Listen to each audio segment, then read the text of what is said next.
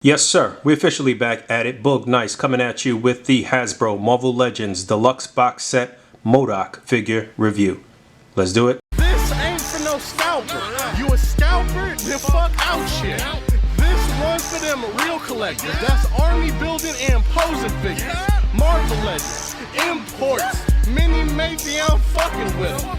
Hype beast, we know about you. Stay buying figs, don't know about it. And there's a quick look at the artwork on the left side. You can see down at the bottom the Marvel Legends logo, and the artwork is the same on the left and the right. And there's a quick look at the back of the box as we begin with a frontal view. Now let's bust this bad boy open and see what's what. There's a look at the inner clamshell. Give me a quick moment to put this guy together. Snap this guy together in about 6 parts. The top of the head snaps onto the front of the face, which is attached to the front of the body. You snap on the back of the body, pop in both arms and both legs. And then I left the trail and little blast effect for last just so you can see that. With the old Toyz M.O.D.O.K, I like to kind of sometimes use the blast effect and sometimes just use the ACBA flight stand. But yeah, I just wanted to give you guys a quick look at that before I actually get things started here. All right, here we go. M.O.D.O.K, which is actually an acronym that stands for Mental, Mobile, or Mechanized Organism Designed Only for Killing. M.O.D.O.K's very first appearance was in Tales of Suspense number 93 in September of 1967. However, that was a brief cameo, and his first full appearance was in the very next issue, number 94, in October of 1967. Created during the Silver Age of comic books by Stan Lee and Jack Kirby, M.O.D.O.K has been terrorizing the heroes for quite some time in the comic books. Our very first M.O.D.O.K from Hasbro Marvel Legends, but our second M.O.D.O.K in the life of the Marvel Legends line. And I'm not even going to hold you guys up. This figure is absolutely an improvement on the Toy Biz version, which still holds up as a very nice figure, but Hasbro did a very nice job here. Even before I put them all together here, I was like, wow, this is nicely crafted, great paint applications, great likeness to the character from the comic book, pretty good articulation for such a weirdly proportioned and shaped dude. And this is one of those figures that's really gonna make you love other figures in your collection. You know, when you pit him against other Avengers or stack him up side by side with your AIM soldiers. Obviously, we know that M.O.D.O.K is closely associated with AIM. Let me go ahead and read his bio, actually. His bio on the back of the package reads, "The freak product of intense scientific experimentation, the living computer M.O.D.O.K now sits atop a vast empire of criminal co-conspirators bent on world domination." So yeah, that reference to the criminal co-conspirators is a reference to AIM, which stands for Advanced Idea Mechanics, and that is the group, the dudes in the yellow suits that you've seen plenty of times throughout Marvel Comics history. And originally M.O.D.O.K was actually a regular dude named George Tarleton, something like that. You know me, I'm always mispronouncing stuff. But yeah, he was a regular employee of AIM that underwent some crazy medical experiment that basically increased his intelligence to genius level intellect, but it also grossly misshapened his head, and stunted the rest of his body growth. That's why he's got these tiny arms and legs, and that's why he looks so odd. So he ended up having to use this little hover chair to get around because obviously he couldn't walk around. His mobility had been limited at that point. And like I said, the experiment that basically turned him to a freak did successfully increase his intelligence, and it should be noted that he killed his handlers after that and took over control of AIM. Taking a look at some of the fine details here, he's mostly head, so you know the face is going to be something that you're immediately drawn to, and they did a really good job here. The whited out eyes, the really distinctive Kylie Jenner lips, the wrinkles and creases in his face. M.O.D.O.K's hair is always pretty nicely laid, isn't it? Really would have been nice if they included some sort of energy effect that could attach to the little jewel or gem in the middle of his head there. See that little digital screen there with some type of ticker going. I guess that shows his vitals are steady. And they could have put some more detail here on these little buttons and divots and stuff, but for the most part this looks very good. I love the colors, they really pop. Like I mentioned, you had to attach his arms and legs, but I went ahead and attached the arms and the open hands with the fingers spread, but he does have 2 more additional hands. So that includes a fist for the right hand and a left hand that's open that allows him to hold the little joystick for his chair or whatever you would call this. And then the face is actually just like a face plate, almost like SH Figuarts style, and you can just pull it out, and he does have an additional face plate. which looks like so. So it's more expressive. He looks angry. His mouth is open. He's got pretty good teeth. And this was a welcomed addition. But as far as accessories go, that's pretty much it. Just the one set of interchangeable hands and one faceplate. I would have liked if Hasbro went all out, gave us some hands with pointing fingers, a couple of more hands maybe, and maybe one more faceplate would have been cool. But I do like the fact that you're pretty much getting a Build-A-Figure all in one shot here.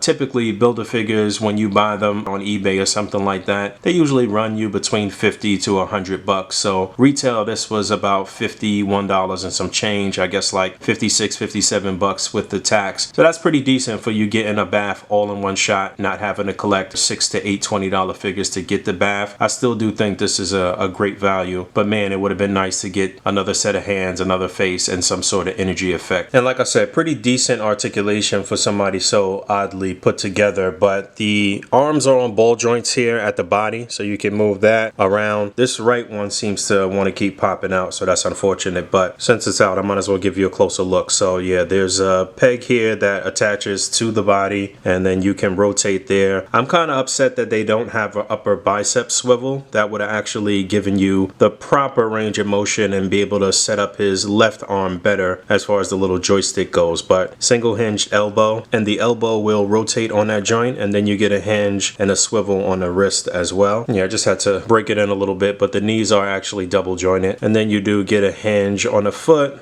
and a nice ankle pivot as well.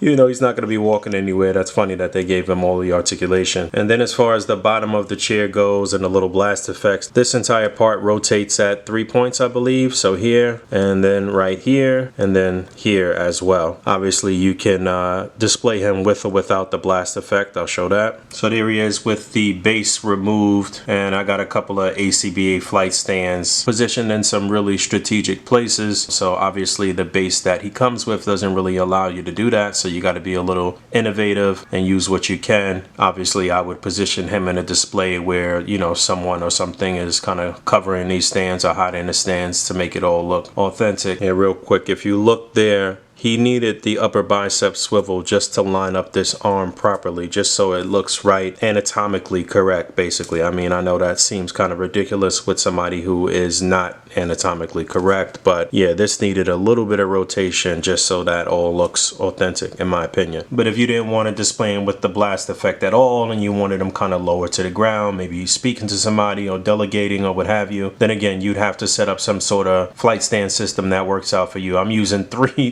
flight stands here. Obviously, again, I'd position some people in front of them or some items or something in front of them to hide the stands. But I'm sure we're going to see a lot of display artists getting really creative with this guy. Let's compare and contrast the old and the new. As you can see, the new M.O.D.O.K is significantly larger than the old one, which I think is right. It's more comic accurate, I believe. I really hated the blast effect on the old one. It was detailed, it was cool, but you know, I never really displayed him as far as like ACBA displays go with that sort of blast effect. It was a little too exaggerated in my opinion. But like I said, the old one is still nice, nicely detailed face. The chair looks pretty good. The arms and the legs are actually longer, and he did have rotation at the upper bicep. He did have double jointed elbows, a hinge on a wrist, double jointed knees, but this new one is just a much better sort of modern look for M.O.D.O.K. The old one had finger articulation too. Can't forget about the Toyz finger articulation. Just looks so much cleaner and much more in tune and in line with what Marvel Legends has been doing as of late. And I can say that you can go ahead and actually retire your Toyz M.O.D.O.K at this point. It's still a great figure. It's still an ode to a great time in the past of Toyz trying to find their way. And, you know, obviously they gave way to where we are now. But the interchangeable faces here, the larger size. And I forgot to mention that you can open the new M.O.D.O.K up in the back and store the other face and hands in there. That was something that we found out a couple months before this guy dropped. I will say that the colors on the old one, that sort of gold on his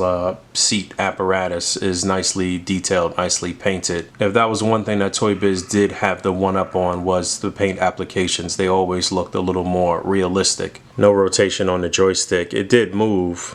Actually, it did swivel here, but it didn't. There was no ball joint at the chair, but it did swivel. And a few quick size comparisons, and I guess I'm gonna get up out of here. On the left, we have the leader. I forget which Build-A-Figure wave he was from. Something will be popping up here. Then we have the original AIM soldier. I think he might have been part of the Mandroid Build-A-Figure wave. I don't know, something will be popping up there. I actually don't have any of the newer ones that came in the 2-pack or the ones that were released on Hasbro Pulse that have the black gloves. I will be getting some of those soon just to kind of bolster the ranks of my AIM soldiers. I'm sure that a lot of people will be looking for more AIM soldiers, especially with the pending release of the Scientist Supreme. And then on the right we have the Abomination Build-A-Figure. I'm looking for them to put a new sort of comic-based Abomination on the Gamerverse Abomination Build-A-Figure buck and give us a nice foe for Hulk to face off against. There's the deluxe box set Thanos on the left, and there is the recently released Mr. Hyde Build-A-Figure on the right, which I did review. Please go back and check that out. All right, one more and I got to get up out of here. I didn't realize I was over the 10-minute mark. But a few things to note. This is Claw on the left. This is the original Claw, not the one that came in the 2-pack with Shuri, which is the much better one that you should definitely try to grab. Couldn't get to the 2-pack version, but I have him here just as a reminder of the Intelligentsia. Same reason I have Doom here. Best Doctor Doom we've ever received from Marvel Legends, of course. Probably the best 6-inch Doctor Doom, period. But I talked about this on Instagram. I do think that Hasbro will try to round out some of the members of the Intelligentsia, so hopefully at some point we will get Red Ghost, Egghead, Wizard, and whoever else is part of that crew. Doom was part of the crew, but that was short-lived. You know Doom, he don't play well with others. And then I have the 2-pack Hulk here. This is the one that came with the original costume Wolverine. And Hulk and M.O.D.O.K have had quite a few run-ins in history, including all of the stuff that played out with the Intelligentsia and the Fall of Hulk story. But they've been going at each other since classic days, since the Silver Age probably. Oh, and a couple of things I thought about. M.O.D.O.K was part of some storyline with Gwenpool at some point. I think a picture of that already popped up in here. He's got a show on Hulu. It's like a claymation type show or something like that. And I'm sure most of you guys remember Marvel What The. Shout out to Jesse Falcon. Anytime I see M.O.D.O.K, that's the voice that I hear. So he's been kind of prevalent in pop culture as of late. So it was only right that Marvel Legends gave us a proper M.O.D.O.K. But yeah, M.O.D.O.K came out nice. One I would definitely recommend that you pick up. Definitely an improvement on the M.O.D.O.K of the past. I'm sure there will be some Toy Biz loyalists that still say that one is better. No, it's not. All right, thanks for hanging out. As always, rate, comment, and subscribe. Hit that bell down there. And until next time, peace. 24 hours in a day, 7 days out the week. I never sleep. I'm on my grizzly bear, 52 weeks out the year. Yeah.